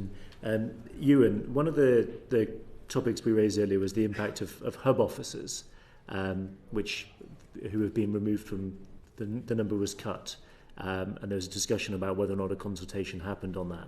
And as a consequence of this cut in the number of hub officers who are working in schools, for South Paris and Merthyr, that means that one hub officer is trying to cover nearly 70 schools. And so I'm just curious about picking up on this perspective of geographical distance and that sort of the troubles that creates. How successfully have the Scarlets supported and engaged with people across such a large geographic area? Well, they've been quite successful, actually. There are 40,000 young people engaged through the Scarlets Community Foundation, and that's spread across Pembrokeshire, Ceredigion, Sigrifyrddin, and some of Powys as well. So, despite the troubles they've had recently, they've still managed to put these things in place. And again, that is a big concern, because if that region was cut, then how is that gap going to be filled? It's not just about that; it's about jobs as well, and it's about the money that that region adds to the local economy. The Scarlets added £17 million to the local economy last year. Over 5 years, that's £87 million. If it was quoted on pre-COVID levels, that would be £102 million over 5 years. There's 330 jobs and 220 suppliers to the Scarlet. So, yeah, it's quite a big impact on the community to lose a region like that. Yeah, absolutely. I think you can map that across all four as well. Yeah. And if we had time, we would go into the details of, and the socio-economic impact. I think it is massive, and I think... And linguistic. Yes, and linguistic too, absolutely. And that's sometimes underestimated, I think. I'm going to grant, on your Ospreys supporters material, you show where the support comes from in across Wales. Yeah. And yeah. I'm fascinated because there's nothing in the Cardiff region. There's a little bit about where you're born. There's a little bit about where you might end up living. And there's a lot of people who just find Ospreys later in life as well. So we've gone out, and there might be some stuff come out in the media in the next day around what we've done around understanding why people outside of just living within our area. It was about 70-odd%. Yeah. 78% of the people who responded to our survey live within Swansea, Neath Talbot and Bridgend. Everybody else is spread all over the UK, and some people as well out in Europe. We've got support. We've got some supporters who travel from Madrid to games. Yeah, but my point is that Cardiff is not represented in that area, and we're talking about, a takeover, which seems an interesting way of... Anyway, I just put it out there. The numbers we came back with. We were assuming people are being honest about where they live when they fill in the survey for us. I didn't doubt it. It was striking in the way the map was. It's quite striking as well when we saw how many live in Pembrokeshire as well. It was a bit of a surprise to us, that was. Okay. I suppose, let me ask quickly about the WRU's approach to the professionalism of women's rugby. We're talking about 2 professional women's teams and then potentially 3 regions. How do you see that aligning? Let me start with you, and then work the other way. There's a mismatch there, isn't it? And I'm not sure that's been thought through properly. Maybe it has, but the evidence hasn't been put forth to us. So, you would have thought that if you have a regional team, there would be a women's team associated with that region. So if you've got 3 regions or 4 regions, you have 4 women's teams or 3 women's teams. So, yeah, I don't see any evidence to say that 2 women's teams and 3 men's teams will work. Thank you. Lynn, do you want to cover that? The first Women's World Cup was held in Cardiff, and that's really important to us. Our Community Foundation director is an ex-Welsh international, and it's just desperate to us that there isn't a women's team in the capital city of Wales. So I will say, I would say that if there are one of those women's teams that exist, then we as supporters want it to be in Cardiff, where you can build on the support for the other Cardiff teams, and can bring in like we've got some excellent networks with the Cardiff schools rugby and the Rhondda schools rugby and the like are doing excellent work with the pathway with the boys, and we want to see that emulated with women. And we've got the universities. We think that you can build a team, and we would like to see that back again, really. Dan, what are your thoughts? Women's game is relatively in its infancy, considering its maturity and the structures underneath it. In the proposals that were in the consultation that seemed to be wanting to run before they could walk, there is no fully professional women's team in the world. They have professional players, but they're interspersed with semi-professional players. Most of the Welsh internationals are playing in the English League. Yes, we want to get them back, but is bringing them back without the structures underneath to give them the opportunities worse than them being in the English setup, where they've got the professional setups with the other players from other nations to play alongside, to train alongside, to get their skill set and their professionalism higher. So yes, I would like to have the women's teams to align with the men's teams. Personally, I would prefer it to be 4, but we won't go into that one. But I think there's a lot of work to be done initially to get it to that stage, and I don't think we're anywhere near that at the moment, but it does need an awful lot of investment, which is definitely needed and definitely welcome. Thank you. Grant. I think alignment with the universities would help in terms of developing that fundamental player base in the women's game as well. There's something to be said, isn't it? We talked about lightning and thunder.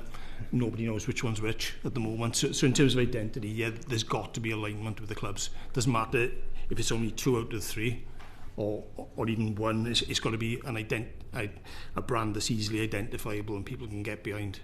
Because I think if you had a women's version of a men's team in any one of the regions now, there'd probably be a lot more support for those teams, just through identity and people loving a brand and being proud of their identity as well. Yeah, I think it's a laudable ambition because actually, you see football in the women, it's taken off, hasn't it?